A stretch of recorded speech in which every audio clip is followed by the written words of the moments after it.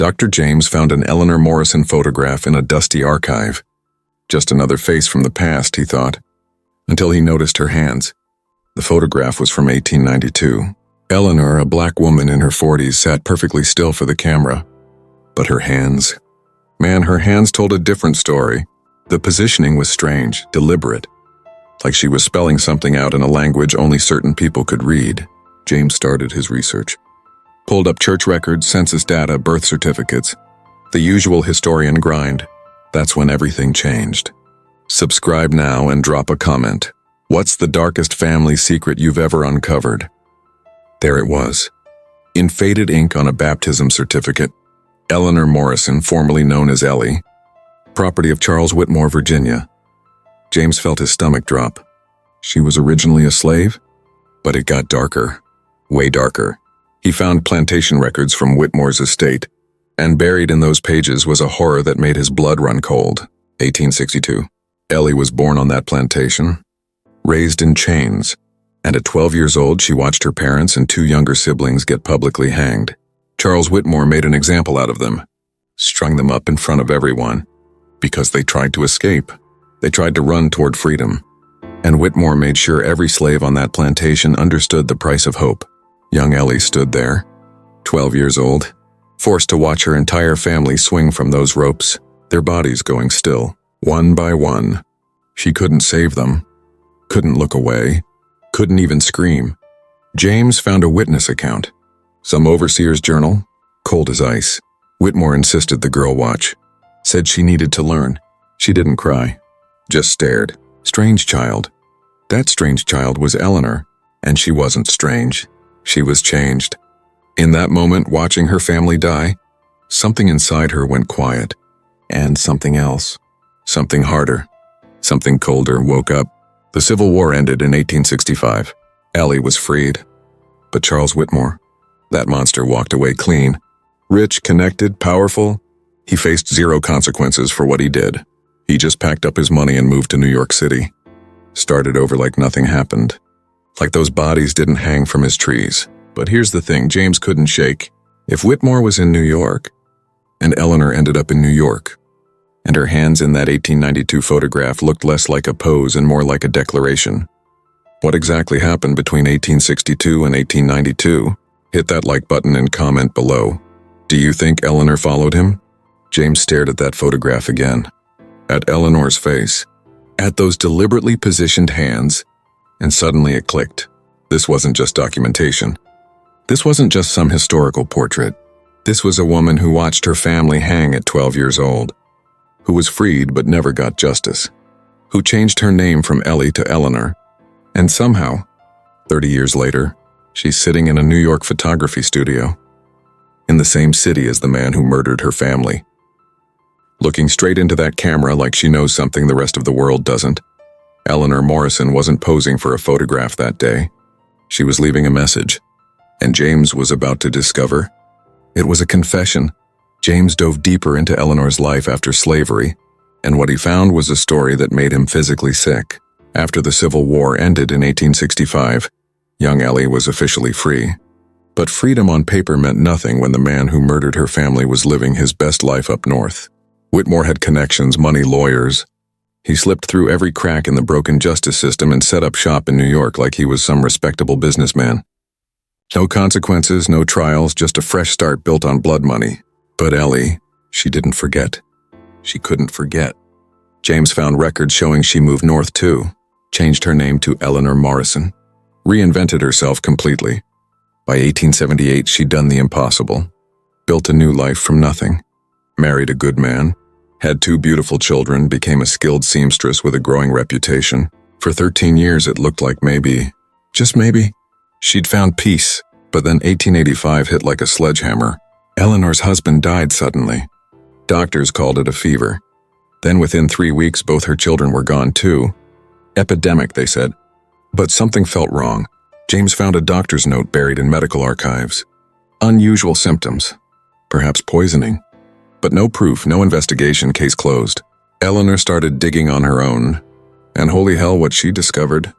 Charles Whitmore was behind it. That bastard had evolved. See, after slavery ended, He couldn't just own people anymore, so he found a new game. He was systematically poisoning black families in New York. Families who owned valuable property, waiting for them to die, then swooping in to buy their land for pennies.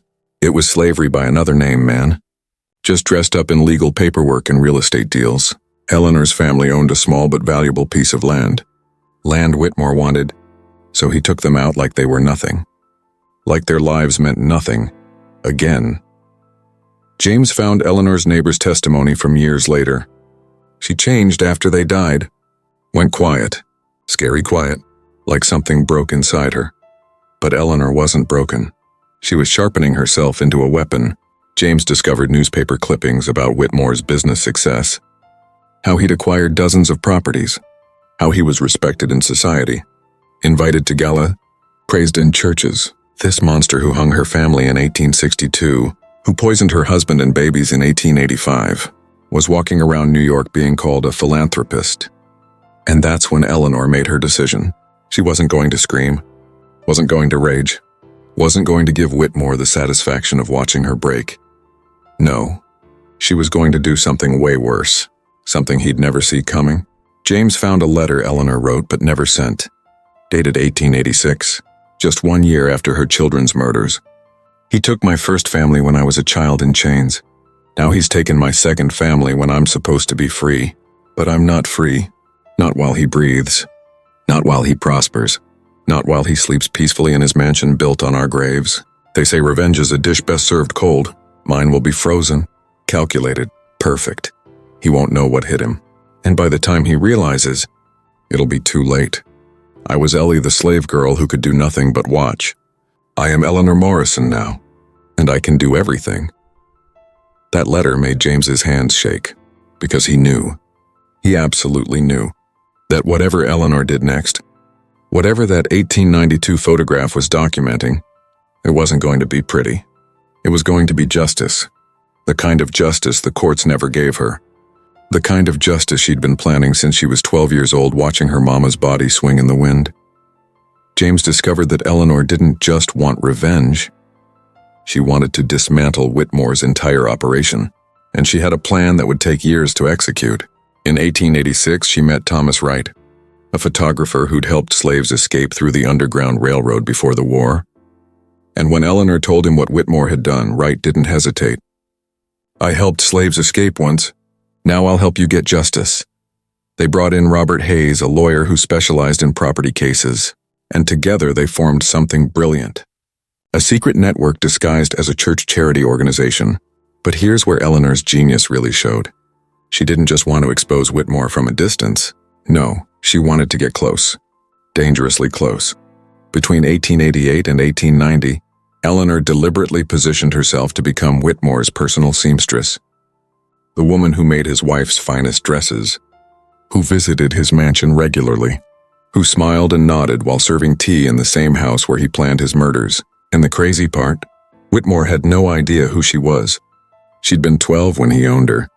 Now she was 38 with a different name, a different bearing.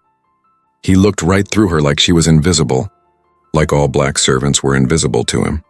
But Eleanor, she saw everything, documented everything, learned where he kept his poison, arsenic hidden in his study, learned the names of his 8 associates who helped him steal property, learned which families were next on his hit list. Wright's photography studio became their headquarters, and this is where those hand codes came in. Every photograph they took had a purpose. Families would come in for portraits and their hand positions told a story.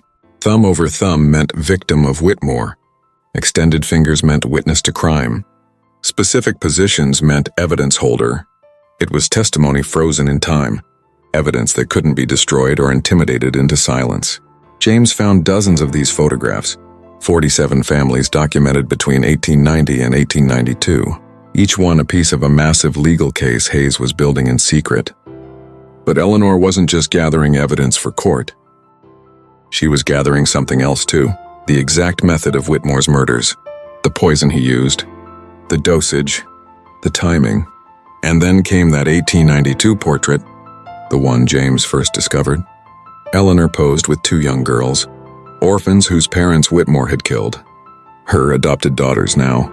Her hand position in that photo was different from all the others. More complex, more deliberate, and when James finally cracked the code with help from Wright's descendants, his blood ran cold. Her hands were saying, "I am the weapon. I am the judge. I am justice." That photograph was taken in March 1892, and here's what made James's stomach drop.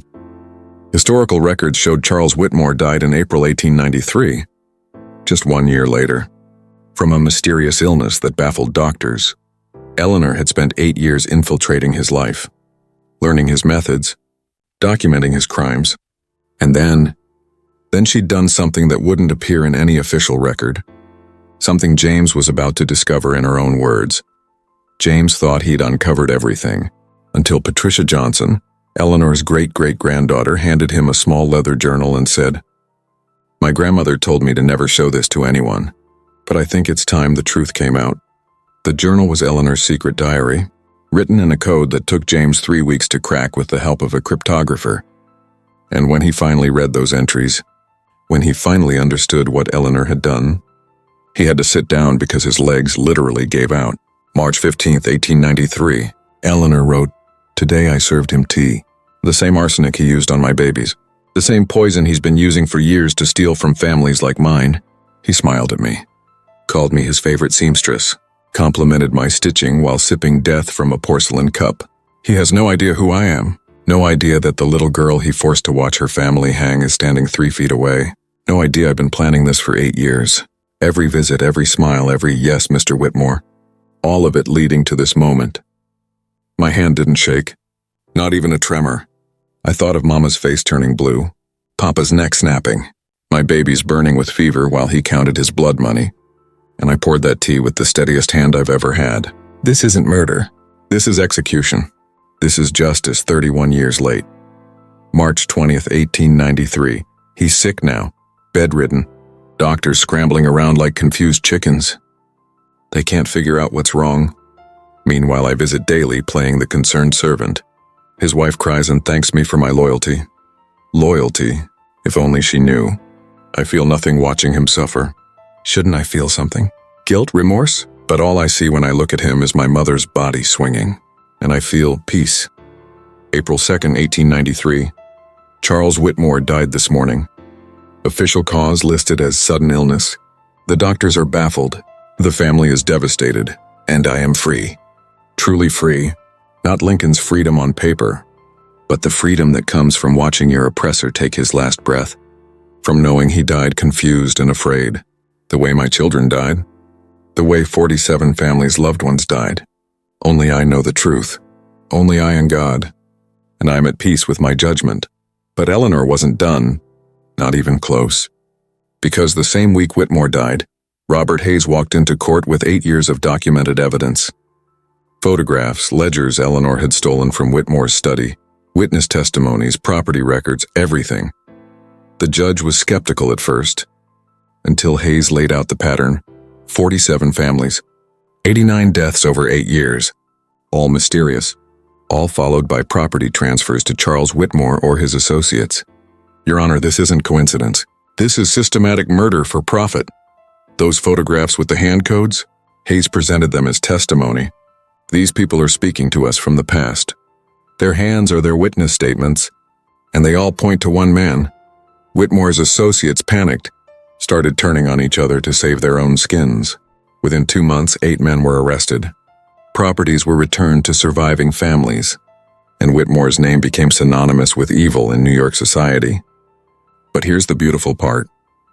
The part that made James actually laugh out loud in that archive. Nobody ever suspected Eleanor. Not once, not ever. She attended Whitmore's funeral, cried convincing tears, accepted condolences from his widow, and walked away clean. The perfect crime committed by a woman who'd been denied justice her entire life, who'd watched the law fail her twice, so she became the law herself. Judge, jury, and executioner. And she never spent a single day in prison. Never faced a single question. Because who would suspect the quiet seamstress? The former slave, the woman society had trained itself not to see. James sat in Patricia Johnson's living room, surrounded by boxes of Eleanor's belongings. And he realized he wasn't just looking at historical artifacts. He was looking at the legacy of a woman who'd turned pain into power, who'd transformed from victim to victor, and who'd done it so brilliantly that history almost forgot her name. Patricia poured him coffee and said something that sent chills down his spine. We always heard in the family that great-great-grandmother Eleanor was dangerous when wronged. We thought it was just one of those family sayings, you know, like don't mess with Morrison women. But now I understand. It wasn't a warning. It was a fact. James discovered that Eleanor lived until 1919, died peacefully in her sleep at age 69, surrounded by the community she'd saved. Respected, loved, and never once suspected of murder, she'd spent her final decades as a pillar of the Black community in New York. Taught young women how to sew, how to organize, how to fight back against oppression, not with violence but with intelligence, with patience, with the same calculated precision she'd used to take down Whitmore. Patricia showed James letters from descendants of those 47 families. Letters thanking Eleanor for her advocacy, for helping us keep our homes, and James realized these people knew, maybe not the poisoning part, but they knew Eleanor was the reason their families survived, the reason Whitmore's empire crumbled. Then Patricia handed him one more document, Eleanor's final diary entry, written in 1918, 1 year before her death, and James had to read it 3 times because the weight of those words, the raw honesty, the complete absence of regret, it was staggering. Eleanor wrote, I am 68 years old now. My hands shake when I sew, my eyes strain to see the needle. And soon I will meet my Maker, and he will judge me for taking a life. Perhaps he will condemn me. Perhaps he will understand. I don't know. And honestly, I don't care anymore. I took one life. The life of a man who took hundreds, who murdered my parents, my siblings, my husband, my babies, who would have kept killing if I hadn't stopped him. People talk about forgiveness, about turning the other cheek, about being the bigger person. And I say, those people never watched their mother hang, never held their dying children while poison burned through their bodies, never had to choose between peace and justice because the law decided their lives weren't worth protecting. I was 12 when I became a slave, property, less than human in the eyes of men like Whitmore. I was 15 when I became free, on paper, but still powerless, still invisible. I was 43 when I became truly free, not when Lincoln signed his proclamation, not when the war ended, but when I watched Charles Whitmore take his last breath, poisoned by the same evil he spread for decades, dying confused and afraid, finally understanding what it feels like to be helpless, to be at someone else's mercy, to realize too late that karma has a name. And her name is Eleanor Morrison. If that damns me, so be it. But I know what I did. I saved 47 families from his poison. I exposed a network of corruption that would have continued for generations. I gave justice to 89 people who died nameless and forgotten. I don't regret it. Not for 1 second. Because sometimes the only way to stop a monster is to become one. Just long enough to end him. And then step back into the light and live the life he tried to steal from you. James created an exhibition called Eleanor Morrison, From Slave to Savior. And on opening night, over 200 people showed up, descendants of those 47 families, each one bringing their own family stories, their own photographs with hand codes, their own pieces of Eleanor's legacy. They shared stories about how Eleanor had taught their great-grandmothers to organize, to document, to fight back legally, how she'd created a whole network of resistance that lasted decades after Whitmore's death. Patricia stood up and revealed one final secret. Eleanor didn't just save those families. She trained the next generation of women to protect themselves, taught them that justice delayed isn't justice denied, it's justice preparing, justice sharpening itself, justice waiting for the perfect moment to strike. And then they all walked together to Eleanor's grave, where a new headstone was unveiled, paid for by contributions from all 47 families. And James felt tears running down his face as he read those words carved in marble. Eleanor Morrison, Ellie, 1850-1919. Born in chains, died free.